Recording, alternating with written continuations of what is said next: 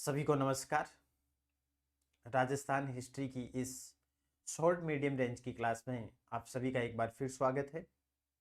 साथियों, राजस्थान के इतिहास को समझने के लिए अपन पुरातात्विक स्रोत, अभिलेख, शिलालेख की चर्चाएं करते आ रहे हैं।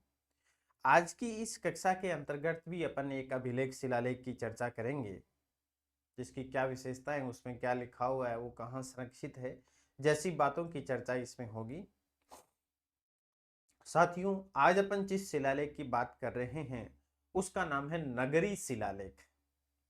नगरी शिलालेख कहाँ स्थित है, इसकी क्या विशेषता है, ये कहाँ कैसे प्राप्त हुआ, जैसी बातों के बारे में इसमें कक्षा में चर्चा करेंगे। तो साथियों, नगरी शिलालेख 424 ईस्वी का ये शिलालेख है, यानी यह भी पहली शताब्दी का ही समझो आप। इस लेख को डी.आर. भंडारकर, जो नगरी उत्खनन का कार्य कर रहे थे, नगरी जो सभ्यता है उसका उत्खनन का जो कार्य कर रहे थे, वहां ये प्राप्त हुआ साथियों।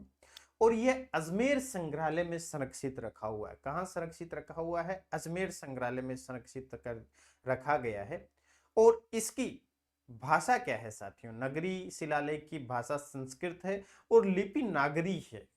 कौन सी लिपि है? नागरी है। याद रखना, जो थोड़ा हटकर होता है उसके क्वेश्चन पूछने की संभावना अधिक होती है। नागरी शिलालेख, डी.आर. भंडारकर जब नागरी सभ्यता उत्खनन कर रहे थे तो वहां ये प्राप्त हुआ, उसका उत्खनन कर रहे थे, वहां ये प्राप्त हुआ।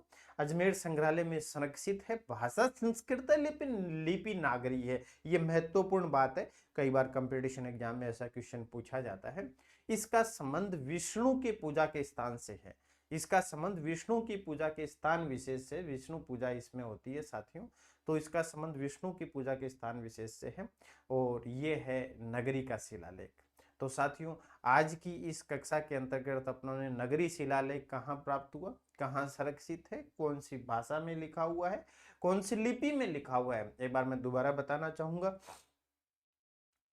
नगरी शिलालेख अजमेर संग्रहालय के अंदर संरक्षित रखा हुआ है। भाषा संस्कृत में है लेकिन लिपि नागरी में ये लिखा हुआ है। और 424 ईस्वी का ये शिलालेख है। तो साथियों, आज अपन सिर्फ शॉर्ट मीडियम रेंज के क्लास के अंतर्गत सिर्फ एक ही शिलालेख की चर्चा करेंगे। कल किसी टॉपिक के साथ फिर हाजिर होंगे। आज के लिए बस इतना ही। धन्यवाद।